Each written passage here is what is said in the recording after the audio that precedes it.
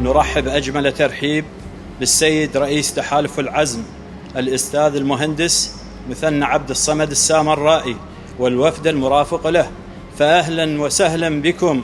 نقف اليوم صفا واحدا لنجدد العهد معكم، عهد الوفاء والإخلاص، وعهد السير خلفكم، خلف قيادتكم الحكيمة التي وضعت مصلحة الوطن والمواطن فوق كل اعتبار. عهدا علينا أن نكون معكم ومع مشروعكم الوطني حتى يتحقق ما نصبو إليه جميعا. مع تحالف العزم نصنع شراكة توحد الوطن وتخدم المواطن، ومن الله التوفيق.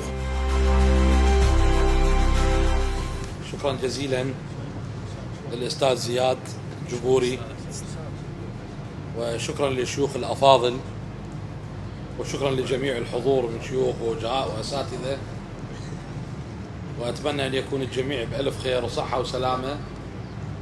اليوم أنا أقول لأخوي أستاذ زياد لكم هو شريك ويانا، ما يتحقق في تحالف العزم على مستوى العراق هو شريك به، لكن يحتاج دعمكم ونقل صورة من عندكم للآخرين. وشكرا جزيلا